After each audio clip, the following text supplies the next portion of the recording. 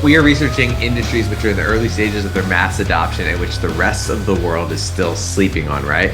Also thinking about ways to obviously invest in these industries. Nuclear energy seems to be one of those. And the fuel needed to produce nuclear energy seems to be outperforming the rest of the market. Sprott Uranium Miners ETF year to date up 24%, the S&P 500 up 18%. So let's dive into exactly what is going on with the demand for this fuel. This chart says it all. The rising demand for uranium. This comes from Kraken Energy. Uranium demand is expected to rise 160% over the next decades. Geopolitical concerns continue to drive nuclear fuel contracting as buyers look to reduce or eliminate Russian exposure and reliance.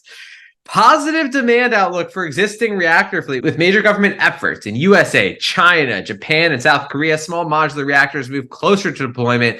Uranium demand impact potentially beginning in late 2020s for these new SMRs. And obviously, we see to the left the picture showing the supply in the bar charts vastly projected to underperform the massive demand for this fuel. Now, that's the long-term view. Let's just take a look at what happened last week. We are talking exponential growth in the immediate term for this fuel, right? So much going on. U.S. regulator ready for next generation nuclear. NRC says U.S. regulators are ready to review and license the next generation of nuclear reactors while staying committed to safety, the Nuclear Regulatory Commission says. So we're ready to start licensing SMRs. So regulators finally ready to start considering this revolutionary technology. U.S. Air Force selects fast microreactor for nuclear power pilot, right?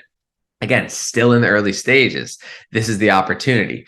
Hyundai ENC secures maximum 4 trillion won SMR construction order, right? Big companies investing. India's largest home-built nuclear plant starts operations at full capacity.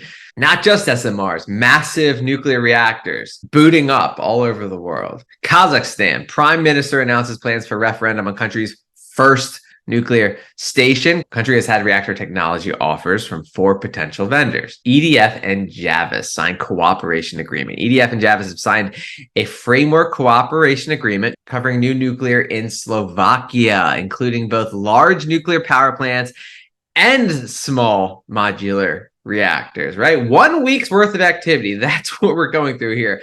So we have countries as small as Slovakia going into this space, right? And a pound of uranium used in Slovakia is just as consequential on the shrinking above ground supply as a pound of uranium used in North Tractebel and Hatch team up for nuclear new build. Belgian engineering firm Tractebel and Canadian engineering, project management, and professional services firm Hatch have agreed to cooperate on supporting the deployment of small and large nuclear technologies in North America and Europe, right? Again, just getting started on deploying this technology all over the world. Then, of course, can't ignore Egypt. Egypt's ENRRA gives green light to construct the last unit at Daba nuclear power plant. The Egyptian Nuclear and Radiological Regulatory Authority granted on Wednesday a permit for the establishment of the 4th and final unit of the Daba nuclear power plant with a capacity of 1,200 megawatts. We are in the early stages.